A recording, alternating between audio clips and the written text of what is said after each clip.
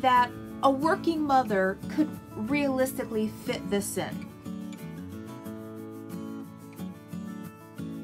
Hi everyone, welcome back. So glad you could join me once more. Today I want to talk about self-care habits that we need to do to make sure that we're looking after ourselves. I was watching some YouTube videos. I do that a lot, and I'm sure a lot of you do too as well. And I watched a few videos where the YouTubers were talking about how they get up and they spend an hour every morning reading a book or journaling, or that they spend 20 minutes every morning meditating, and then they do this and that and what have you, and yoga. And I'm like, wow. I am not living in the same world as this person is. But I do believe in self-care and self-pampering. I'm a big proponent of that. And one of the things I actually want to do in 2019 is add a little bit more of that to my day. So I sat down and I started thinking, let's be real. What can I really do in the course of a day that's not insane, that's not uber time consuming, and that a working mother could realistically fit this in? And I did come up with a few things, and some of them I've already implemented. I didn't really do this because I was planning this video. It was just things that I have recently started doing. So, first thing I want to talk about is this: water. I'm going to let you in on a little secret. I don't like it. I am not a big water drinker. I am not. I love caffeine. I don't like coffee, but I love every other caffeinated beverage that you could possibly think of. But water is not something I chug on a regular basis. And yes, I've done the whole lemon water in the morning. I've tried letting water sit in the refrigerator with like fruits and berries. I'm not a water person. However, for the past week or so, I've been starting every morning with a giant 16-ounce tumbler of water. I wake up, I go to the bathroom, I brush my teeth, and then I've got my big glass there, and I fill that bad boy up and I chug it down. Because if you think about it, when you wake up in the morning, you've just spent anywhere from 6 to 8 to 9 hours asleep. Your body's dehydrated and it needs water. It just does. And if you were like me and you're starting your day with a caffeinated energy drink of some kind, caffeine is a dehydrator. Caffeine is a diuretic. So you're already dehydrated, and the first thing you do is load up on the caffeine, which is going to make you go to the bathroom and become more dehydrated. And dehydration is a really bad thing for you. It causes aches and pains, lethargy, it causes you to be sleepy, causes you to be moody. So I don't even think about it. As soon as I'm done brushing my teeth, I chug a 16-ounce tumbler of water. And I've noticed a few things from doing that. One, I don't need my caffeinated beverage as quickly. I still like my caffeinated beverages, but I don't feel that need to have one as soon as I wake up. In fact, I'm actually going like an hour or two before I finally reach for something caffeinated. So that's one of the things I've noticed. Two, I notice I'm not snacking on junk food right away in the morning. By chugging that water, it kind of fills you up. So then when you have a sensible breakfast, I'm staying fuller longer. So that's one daily care habit that I want to start doing every day. Just chug that morning water. If I don't drink any more water for the rest of the day, at least I know I started off right. Although I am trying to keep one of these filled by me at all times so that I am sipping it throughout the day. The second self-care tip I'm going to say is to take vitamins. Now, I have vitamins in the house. I have several vitamins in the house. I have a multivitamin.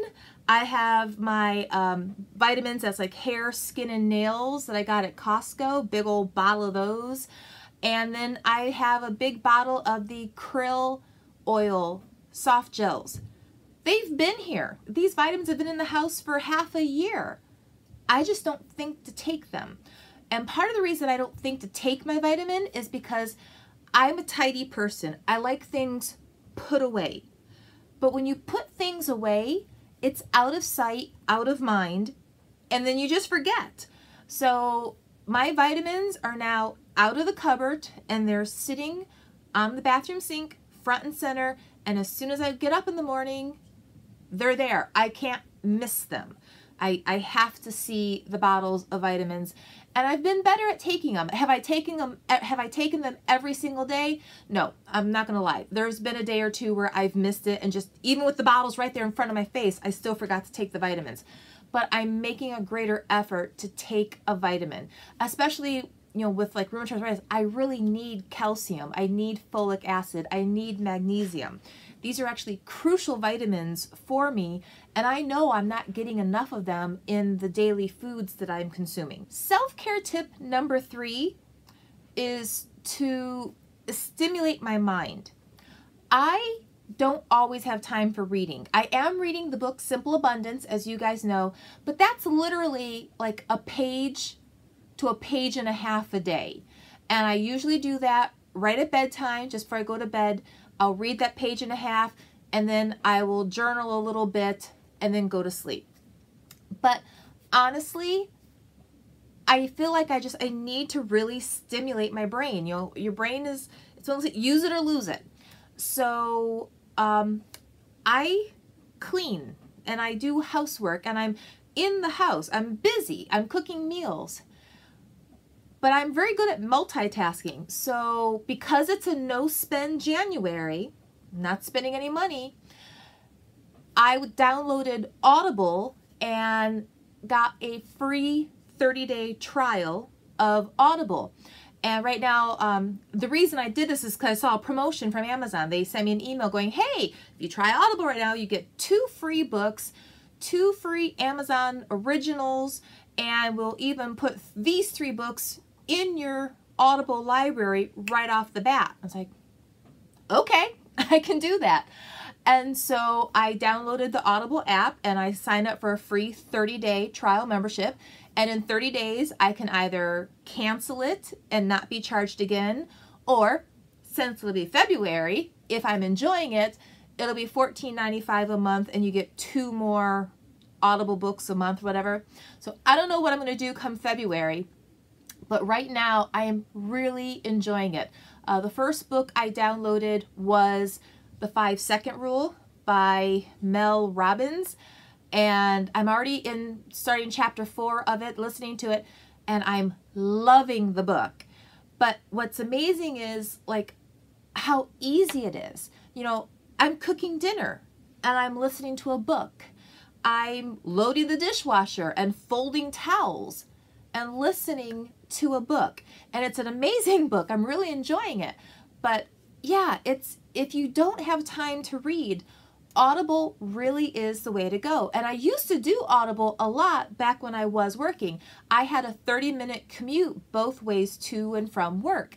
So I used to love Audible back then because I would literally, in the course of a 1-week driving to and from work, I would usually start and finish a book in a week.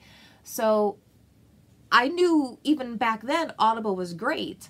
So apparently though, my membership had been discontinued for such a long time that I guess Amazon, after such a long time, they give you another free 30-day trial to kind of hook you and get you back in. So I'll be sure to leave a link down below if you want to check out The 5-Second Rule by Mel Robbins, and if you just want to check out Audible yourself. But yeah, I don't know, I just didn't really think about listening to audiobooks while I was going about my day here in the house.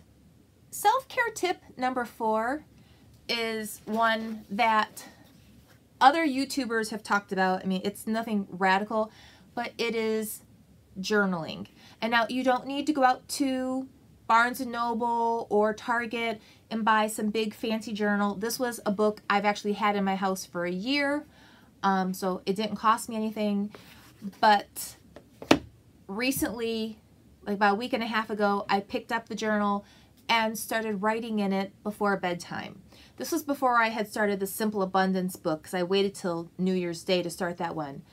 But I used to be a person who journaled all the time.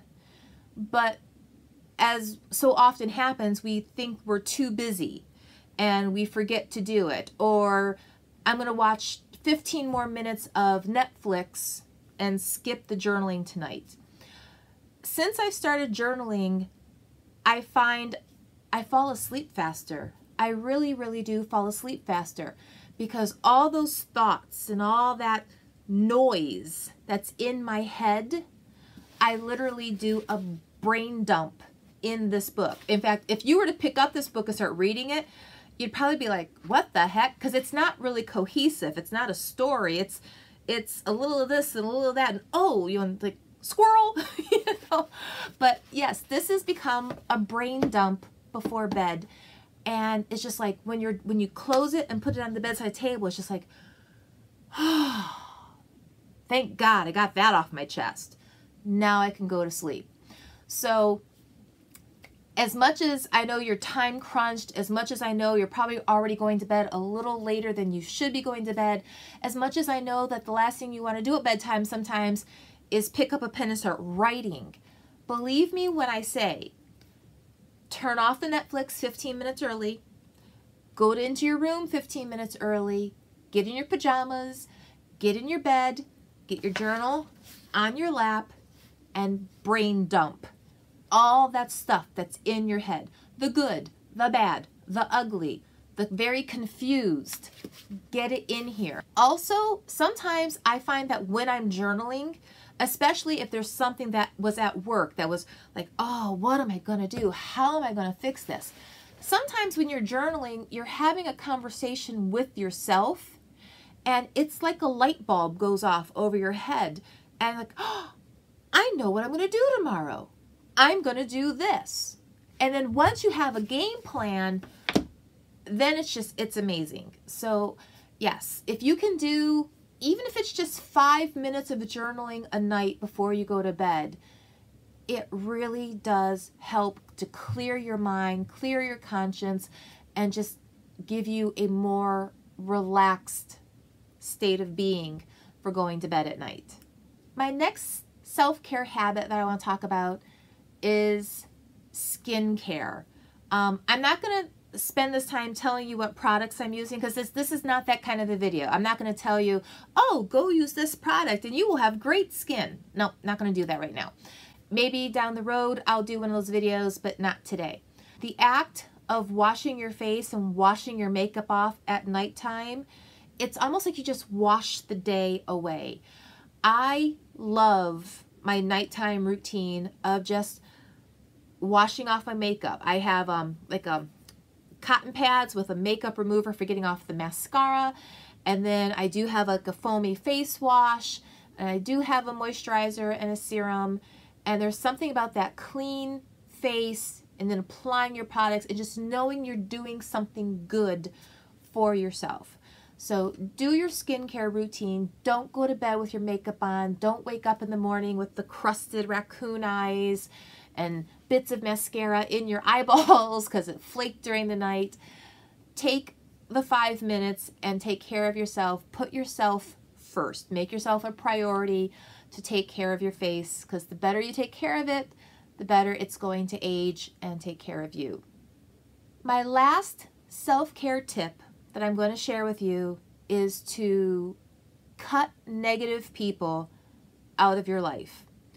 And I've done this a couple of times in the last few years.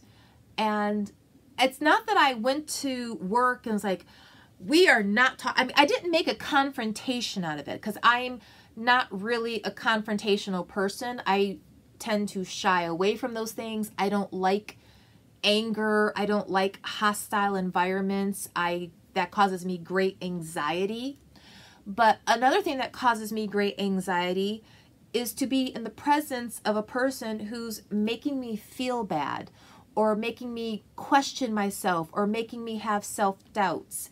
If there's someone in your environment, whether it's work or personal or on social media, and that person makes you feel bad, or that person makes you anxious inside, or you just, it feels off, you have permission to not spend time with that person. If that means blocking Aunt Edna on Facebook because she's driving you crazy, block her, And then when Aunt Edna says, I don't see you on Facebook anymore, just say, I don't really do that anymore. She doesn't need to know that you made a point to block her. If it's a coworker that is causing you stress and anxiety, I understand with sometimes with coworkers it's different, especially if you're on a committee with that person, but it doesn't mean you have to sit next to them. It doesn't mean that you have to engage in, conversation beyond cordial politeness with that person. You don't need to tell a person your whole life story if this person's then going to throw it back in your face, criticize you for you, or worse, go tell other people things that you've told them in confidence. Honestly, cut that out of your life. There was about a few years ago, I had an incident happen at work, and I blocked at least 20 people from my school district off all of my social media accounts, because I didn't need that kind of drama in my life. I didn't need that anxiety. I didn't need to go to bed at night and replay conversations I had earlier in the day again and again and again in my mind, thinking, I didn't handle that right, or I could have handled it differently. Honestly, cut those people out of your life. Just avoid them, put some distance there. And if a situation arises where you are in a moment with that person, and that person is insulting you, or doing that whole passive aggressive insulting thing, those backhanded compliments, then just say, you know what? I'm not feeling comfortable right now. I'm going to go. Honestly, just say that. I'm not feeling comfortable right now. You are making me uncomfortable, and I don't want to talk about this. And it's done. It's over. The end. So those are my tips for things that I think are actually practical. Things that, as busy moms, working moms, single moms, married moms, crazy moms, I think we can fit those little things into our day to take care of our bodies, take care of our minds, take care of our souls, so that we are feeling better and we are meeting our own basic needs, not just everybody else's. Because let's be honest, we're women. We tend to put everyone else's needs before our own. But you can't take care of everybody else if you're drained and exhausted and feeling like your own basic needs are not being met. That, I'm going to stop up for today's video. I hope you enjoyed it. If you have any comments or questions, be sure to ask them in the box down below. If you like this video, give it a thumbs up, and make sure you subscribe so you get future content. And before I wrap up today's video, I just want to say thank you to those of you who have stuck around with me through this transitional period. I know my channel has undergone drastic changes in the past year, and so many of you have stayed and are enjoying the new content, and I can't even begin to describe my deep, deep gratitude to those of you who have stayed, who give comments and feedback, and honestly, it gives me purpose. It fills my heart with gratitude and joy, and I honestly love all of you guys, even though I know we'll never meet face to face. I love you, I appreciate you, and I am sincerely grateful for each and every one of you. And with that, I will talk to you later.